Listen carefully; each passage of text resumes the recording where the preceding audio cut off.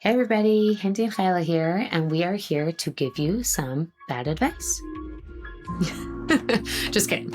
We are going to share with you some bad advice that we have heard, and we kind of want to nitpick and tear apart what we don't like about it and see what you think. Hi everybody, up to our next episode of Hard Pass, and the incredible advice that has come my way. And there's so much talk about this for sure in the secular world, but we have our own versions in the firm world is, wait for this, men are like puppies. They need training. Love that one. Yeah. I get it, actually. I get where people say that. I've had people say that to me numerous times at the beginning of my marriage, even most recently, where it's like, let's say a woman's describing how her husband's doing something really amazing, like my husband does bedtime every single night, or my husband takes the kids to school, and my reaction would be like, wow, that's so incredible, because I want to see the value in him. And she's like, it took training to get there. It didn't just happen on its own. And I think Have that's very telling. a There's something telling about that response. business idea. Someone can make a training school. So, what is it? I think there's an important piece here that should be said, that a woman does want to be acknowledged, and she should be acknowledged for what she does and what she creates and how she inspires. And like that concept of like behind every great man is this great woman. Like, So a woman should be acknowledged 100%, but like just because her husband does something doesn't mean it's all her. And let's look at like what that process looked like. I think it's good that you brought up behind every man. That quote, behind every man is uh, behind every great man is an even greater woman. Because these concepts, like it's a much more respectful quote than men are puppies and they need training.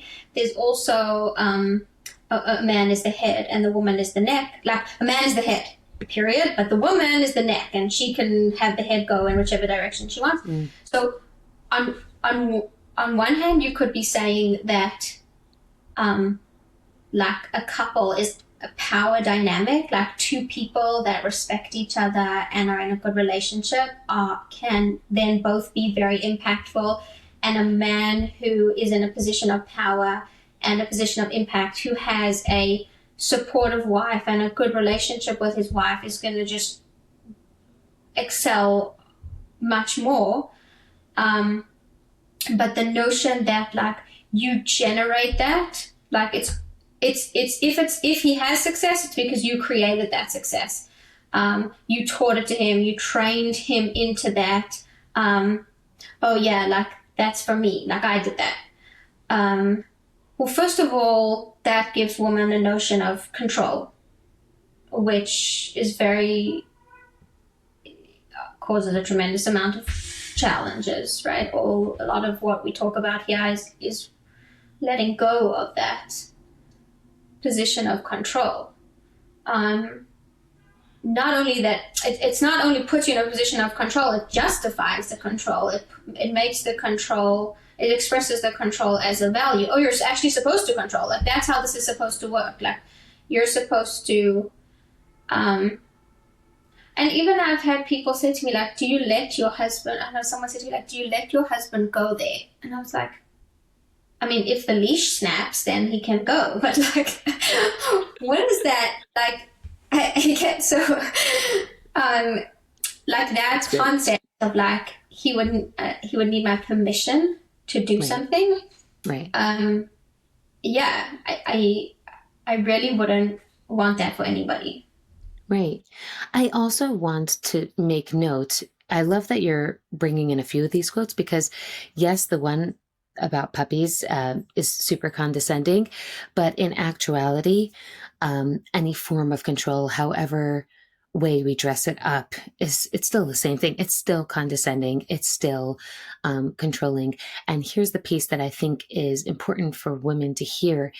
It's putting them into a position that is heavy and and weighty and uncomfortable, right? So if I have this belief that my husband is like dumb when it comes to certain things and can't handle certain things, and I have to train him to help him figure things out, what I'm automatically stepping into is the realm of leadership, and where I have to be the one to instruct him, and that's tiresome. It's wearisome, and that puts a lot of pressure on me because now I'm the leader, I'm accountable, and I have to answer for his actions, and ultimately he has to report back to me.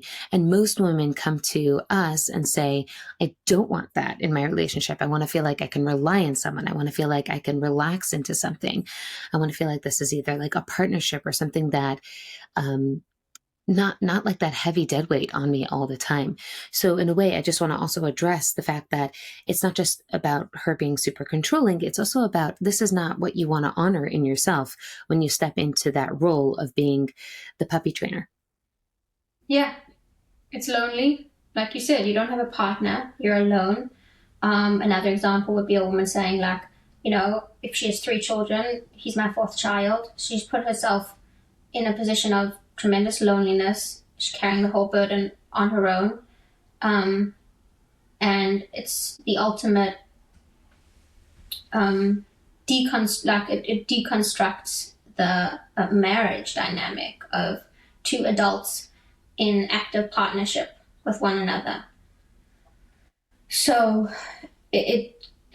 yeah, I think a woman will, if she's able to realize that she somehow ended up in that dynamic, will feel overwhelmed and lonely and frustrated, and probably also resentful, and very often that takes away the attraction. You're not really attracted to a puppy or a child that you have to take care of. So let's just like unlock those leashes and fold them up and put them away and start seeing our husbands as something else.